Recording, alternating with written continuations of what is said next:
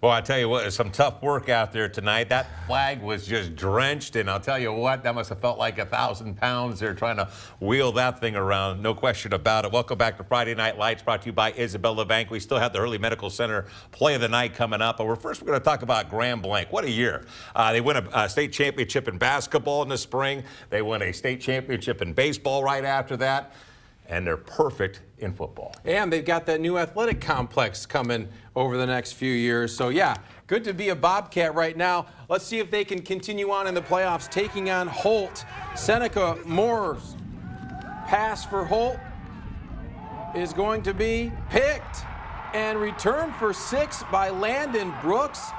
Grand Blanc with a 25-6 lead. Ensuing kickoff. Is it coming? It is coming. Going to Holt, and you know it's rainy, but it bounces up, continues to bounce, and how about that? Bobcats get on it. That basically seals the deal. Grand Blanc wins 25-6. They get Howell next week at Goodrich High School. All right, we head to Marquette at Mount Pleasant here. 8 minutes to go in the second. The Oilers up 7-zip when Mount Pleasant gives the ball to Max Humphreys. He goes in for the touchdown to make it 14-0. Oilers offense keeps it rolling. Mount P wins it 37-6. They're now 10-0. They take on DeWitt next week.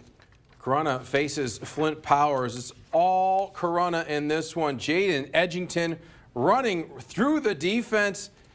And, boy, breaking tackle after tackle. That was his 3rd touchdown of the game. Corunna wins 30-0.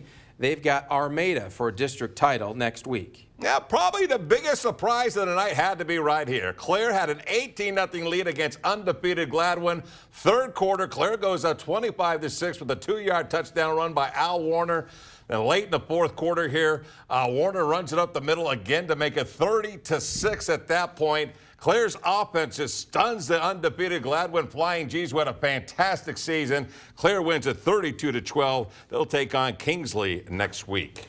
Ubley taking on Harbor Beach. Ubley up 7, looking for more. Mark Hellig up the middle, and 52-yard run down to the 2-yard line. Next play, though, Bearcats get in Logan Mueller for the score. Ubley wins big, 35-6. It'll be a rematch next week.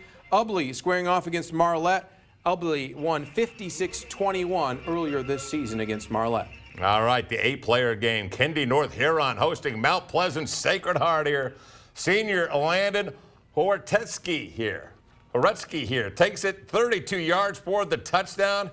And Kendi North Huron wins this one 48-21.